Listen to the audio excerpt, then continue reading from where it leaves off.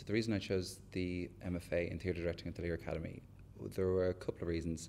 First off, it was the only course that I could find that was 1 year long, which had a huge attraction because kind of coming out of the industry, I was sort of reluctant to give up a sort of chunk of 3 years and then attempt to get back into it. So it felt like it was a sort of a short, sharp shock of sort of intense study, and you kind of continue the momentum of your own working life rather than feel that you're kind of isolated for a long time. But actually, one of the great things about the Lear is that it's so interconnected with the industry. It's so supported both by industry professionals, and you're doing your course alongside other specializations in other MFAs. So on our course, on the overall MFA course, there were playwrights and designers who you're building ongoing professional relationships with. And so at the moment, I'm working with one of the playwrights who came out of the course. We're doing a show in a couple of weeks. I'm working with another designer who I met on the course. So you kind of build up these industry contacts just from working and studying and making work together.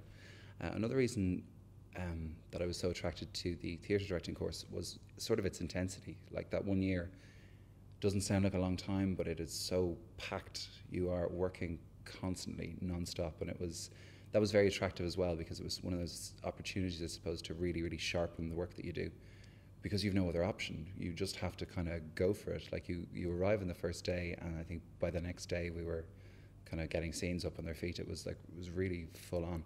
And Annabelle Common, who's the course director, she is incredibly rigorous in terms of what she kind of draws from the cohort. And then you're working alongside a very small group of other directors. So on our course there were 4 total, which meant that there's a great sense of sort of camaraderie, but also a healthy amount of competition, that you're kind of pushing each other. So you're producing work every single week.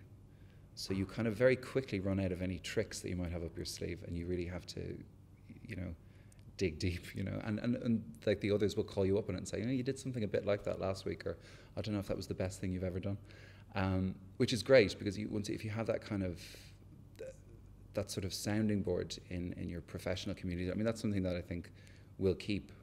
Like I still call up the others and I'm like, I'm doing this thing and I don't know what I'm doing, and there's a great sense of kind of infrastructure around you. And then on top of that, the entire teaching staff are all industry professionals as well, so you're not being taught by, I don't want to say like stuffy academics, but it's not, for a learning environment, it's incredibly practical. So all of the directors who direct here are directing out in the world. All the scenography tutors and the scenic designers, and they're all working professionals. So those industry links, it's not like suddenly you're making this giant leap once you leave here, because you've made all those connections all the way along. So really you're just reinforcing connections that you've made throughout. So it's incredibly well connected. It's like this sort of web that just kind of keeps on going, which is great, because you don't feel like you're in this little pocket that suddenly you have to break out of again. So that was one of the main reasons. And I suppose the idea that you're working as sort of a cohort, so it's like a little model of a theatre company. Like the Lear itself, by the time we got around to doing our final productions, we were sort of 4 independent theatre companies with an entire staff of people and a support system that the Lear sort of facilitated, which was terrific.